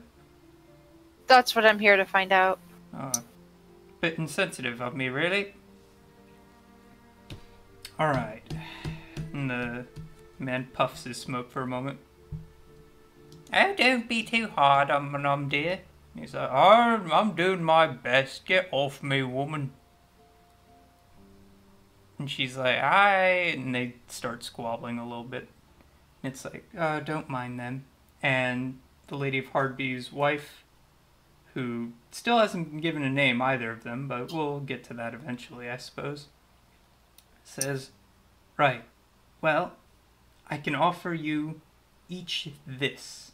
And she gestures to one of the people at the table, a sort of older, doddery man with thick gout glasses. He offers you 3 blue potions. She says, drink this, and you'll become all but invisible for 2 minutes. I hope that this can help you. I'm sure it will come in handy. Thank you. And she says, as it stands now, you all look like you will have relatively an easy time sneaking in. I know what you're planning to do. Should the worst happen, don't tell that we're here. Of course. And she nods and she says, and she hugs her wife close and it's like, there'll come a day when all this is fixed. In good time. And they go back to planning. So, you can either take part in the planning, you can, shop around a bit more at the store, or you can, leave and do whatever you need. It's entirely up to you. So, what do you 3 folk get up to? I think Rayrel will ask if they know where the Greyhawk allied soldiers stay. Like, do they all have any particular places that they frequent?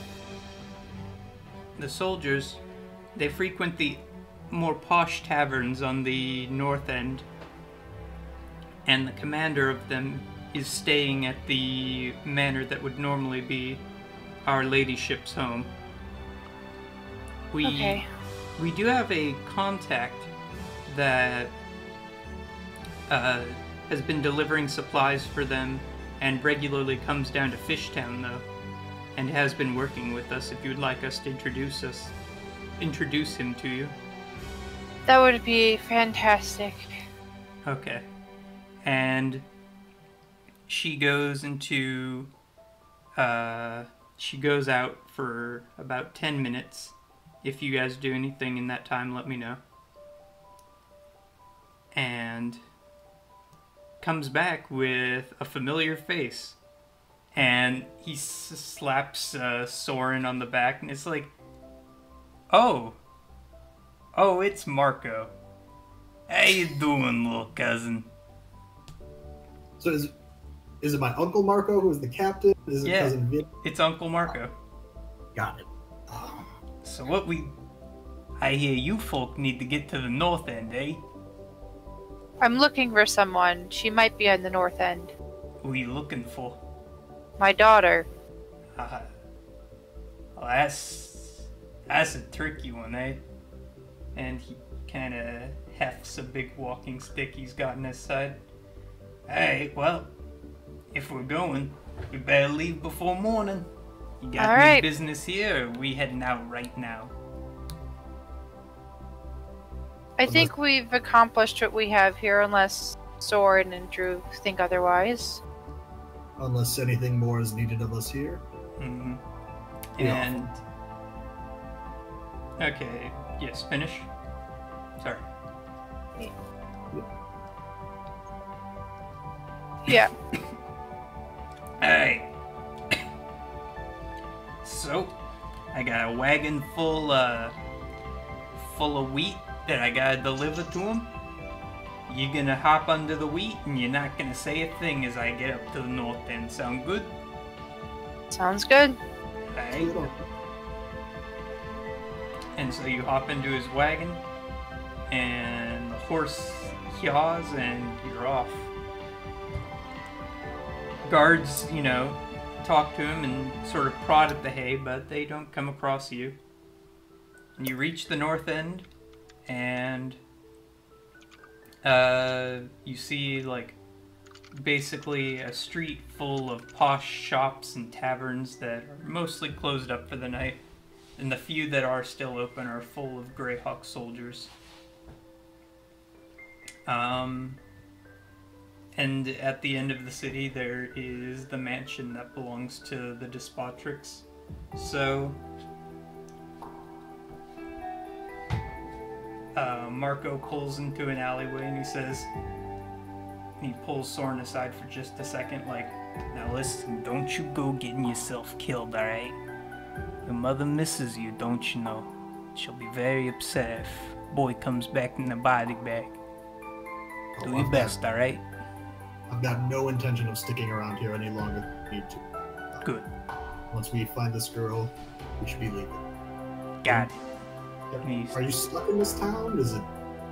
what's up? Have you been stuck in this town? It's a bit of a give and a take.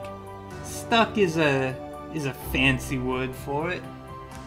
Folks at Greyhawk pay well enough, so if by, making a decent sized bag of Electrum every day I'm stuck, yeah, I'm stuck in that regard. I'm stuck making dash. And with that, he gets back on his wagon. He says, "Good luck to you." And yaws his horse, and he's starting to move out. So now you're in an alleyway in Hardby. It's sort of a familiar sight, isn't it? Yeah. What do you folk do?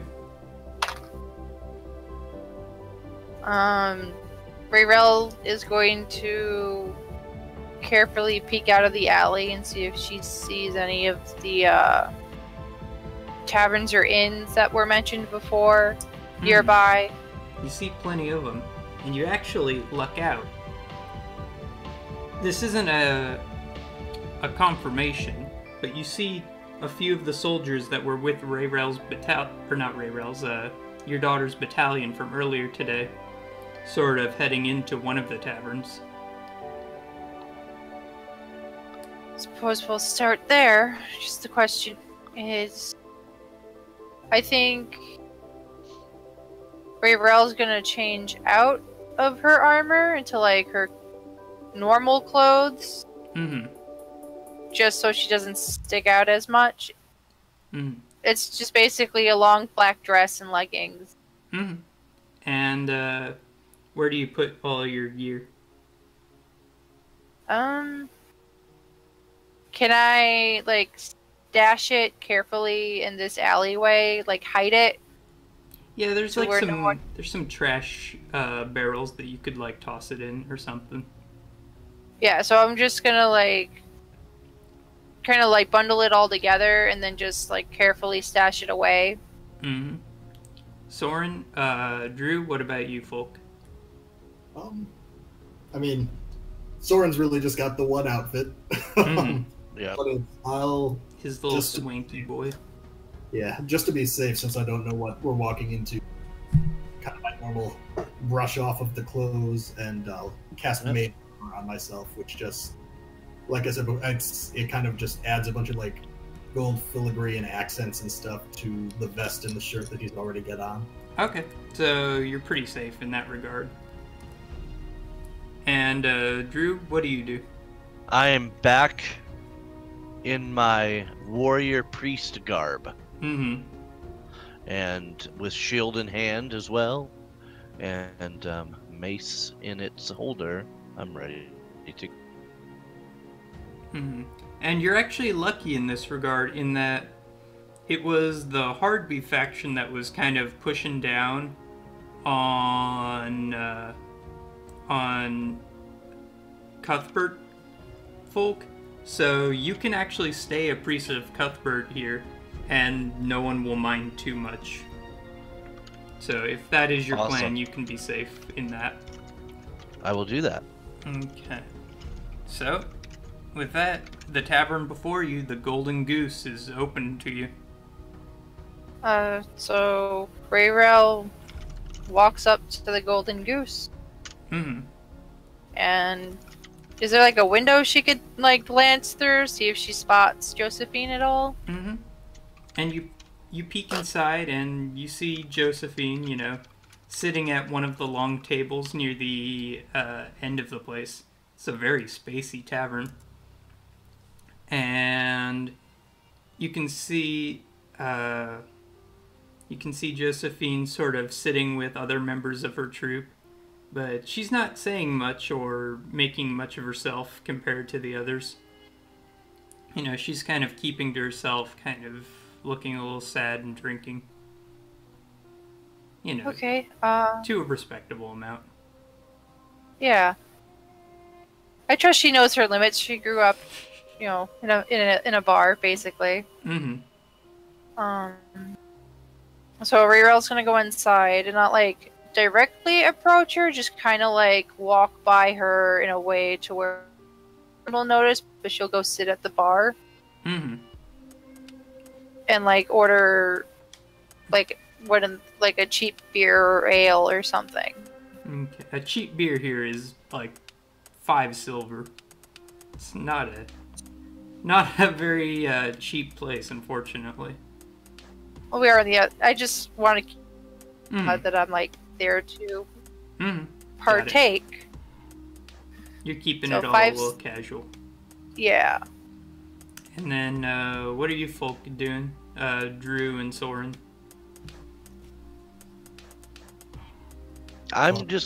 Drew's just kind of silently observing and kind of sticking with Rayrel at this point. Okay. Not too much happens. Rayrel, do you make any moves? Or any inroads? When Josephine at any point gets up to like walk away, she's gonna like behind her by like maybe a couple seconds, like not immediately get up, but just like if Josephine gets up at any point, she's like gonna follow behind her. Okay. So Josephine sort of, after about 45 minutes, makes her way outside to stretch and just sort of get some fresh air. And, you know, she seems to be on her own when another Greyhawk guard sort of puts her arm around her. And what do you do? I'm going to approach and just like glance at him. She's just very confused, and she gives like Josephine this look like, "What's going on? We need to talk." And Josephine sort of subtly pushes the fellow away, and she, you know, sort of gestures you to the side for a moment. And once you're at the side, she sort of puts her hand on you like, "Mom, what are you doing here?" I can ask the same of you. That... Does your father know you're here? No. It's none of his What business. are you... Well, it's my business now, and it'll eventually become his. What are you doing here? And she's sort of like breathing heavily, kind of like... It's clear she's putting a lot of emotions down right now and trying to keep it contained. I put a hand on her shoulder, and it's like, "You can talk to me. You know... Tell me..." You know, I told you I don't want to be in Greyhawk forever. I see you leave on these, whatever they are, for years at a time, and you don't say anything. You've missed birthdays, you've missed festivals. You were never there for me, and I just wanted to have an adventure of my own. And so when I heard they needed archers, you had taught me, and I figured, why not? So I left. on my own because I'm an adult now and I can make my own decisions. Honey, you're 16. That's not even an adult by human standards. I'm a half-elf. I'm more mature than the other kids. They didn't ask how old I was when I joined. They just needed archers. No. Of course not. Of course not. What do we do now? Do I have to go back home? I would prefer it if you did, especially since your father must be worried sick. She's kind of like sniffling and almost crying now. She's like, I don't want to live there forever. I know, darling. I know. But you're still young, and I know I have no room to speak when it comes to running off on adventures, because that's all I've been doing since you were 4. If you want an adventure that badly, come with me. What? That way I know you're safe.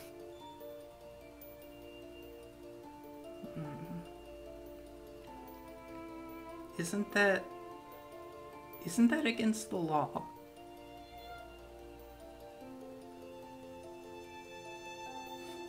To leave, And she giggles. maybe a little. Oh. Thank you, and she hugs you really tight. I hug her back. It's like, I am going to have to talk to your father about this at some point, though. When do we leave? Now? Now? Yeah. I'm technically not really supposed to be here. I came back for you. Aww. Her hug gets even tighter, and she's crying into your arms. She says, I love you, Mom. I love you too, Josephine. Now, do you need to go get your things? No, I'm ready to go right now. And she... Okay. She, like, gives you a little fake salute, like, whatever you say. You don't have to salute me, darling. Oh, okay. And, you know, she's got a little short bow with her and, you know, she's still in the uniform that doesn't fit quite right and is a little loose. And she's like, I'm ready to go right now. Okay. One moment, I have to gather my compatriots. And, You have friends? yes, I have many friends, darling. So I'm going to subtly get, Soren and Drew's attention through the window, because I don't necessarily want to go back inside. Mm-hmm. So I'm just like, hey, let's go. So Drew, Soren, you hear a little clink on the window and you see Ray Relt kind of gesturing at you. Absolutely. We know that. So we'll go with her. Or find her. There is one thing though. You see one of the heads of the guard like raise his eyebrow and he's sort of following you guys as you leave the tavern. He's like, excuse me, folk, I don't mean to be rude. What are you doing there? Having a drink with my daughter. In full uniform. Well, she just got off her shift. You know, civilians aren't supposed to... He's giving you a very suspicious look, like, kind of just... It's kind of like a silent showdown of wills. He's just, like, waiting for you all to spill the beans. Because he knows something is up. Ray Rill stands firm. It's like, is there something against the law about a mother spending time with her daughter? I suppose not.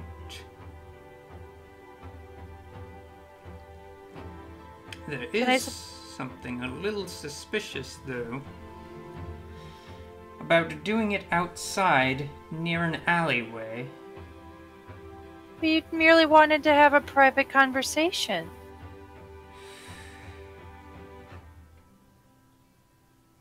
Very well. Return in 5 minutes. Very well then. And he goes and takes a seat on the little porch area. You know, far enough away that he can't hear you guys talk. But Yeah. close enough he can watch you. Okay. So he's sitting on the porch to the bar that we're trying to leave? Mm-hmm. Okay. It's like, we're just gonna go for a quick walk, dear. Get some fresh air. We'll be back. And, like, as you guys are leaving, she basically mumbles, like, bye, Commander. She doesn't say it to him or let him hear, but basically says that. Okay. So, we're gonna walk not too quickly, like, but we'll go back to the alley. Mm-hmm. I'll, like, wind through, and then I'll pick up my stuff, and we'll make our way back out. Mm-hmm. And Drew and Soren are with you? I assume they are. Or at least they Yep. know which alley to meet in. Mm-hmm. Yep. Having seen that interaction, Soren is gonna linger just a bit longer so he can walk like a minute behind, just to make sure you're not followed. Mm-hmm. And the knight was gonna follow you all, but he sees Soren sort of lagging behind and sort of being confrontational. And for a moment he thinks, I'm gonna confront him, and then he notices, he's got one of those mage crystals, and it seems like he might be pecking spells. And it's kind of hard to tell how skilled a mage is just by looking at them. And so he backs off and heads back to the tavern, mumbling under his breath something about bloody mages. And you all are free. And you can go wherever you please. Are you heading back to your ship, or what's going on? I think we're gonna head back to the Blue Jay. Okay. I think that is a prudent plan. Okay. Want to try to get back before the sun rises. So, your little dugout canoes are still sitting in the harbor, and you make your way back to the lighthouse, and as sun rises, you see, like, the forces of the town's resistance, led by the Despotrix now, sort of sitting there or sort of watching you all as you pull away from the Woolly Bay. And there's going to be bloodshed in this town before the day is over. And, I wish them good luck. you know, they sort of cheer you all on as you leave, and you sort of see a paper float out, fly across the bay, and land in your canoe. And it's a little paper that has, you know, a rough sketch of your 3 faces, and it originally said wanted criminals, but it seems to have been crossed out, and over it was written our heroes and the heroes of Hardby. And you get back onto your ship, and as you begin to take off, you can hear the sounds of conflict beginning as a fight for the fate of Hardby has begun. What do you do? I'm going to give Josephine a tour. We did take time at least at some point to clean up the captain's dead body, right? I did. Okay. Because I was going to get stinky. She's like, wow, is this where you go when you're on your adventures? For this one, yes. What is this? And she points at one of the Modrons. What's that? We 65 call looks a him- little perturbed. We call them our shape friends. We don't know really what they are. I am a Modron. My name Modron. is 65. We, and he corrects himself again. We are Modrons. Is there a 69 Modron? Someone finally asked. I'm an idiot. I'm an idiot. I was trying to be good. That wasn't very priestly of you, Drew. I know. I'm sorry. What was that? Had to be done. Mm-hmm. So, your ship takes off, and, you know, she's looking around all in awe of the technology and all this. And she turns back to you. I love you, Mom. I love you too, Josephine. But And don't Oh. ever run off and join the army ever again. I won't. And with that, Soren, the captain's chair is open for you. What do you do with it? But if there's no objections, let's get the hell out of this town. Soren must sit in the captain's chair and lead us. Oh man, just to end this session on a good note, if we are indeed ending it here, because this feels like a great pausing point. Soren, This is a good pausing point. Soren, will you give us one Commander Riker-esque engage?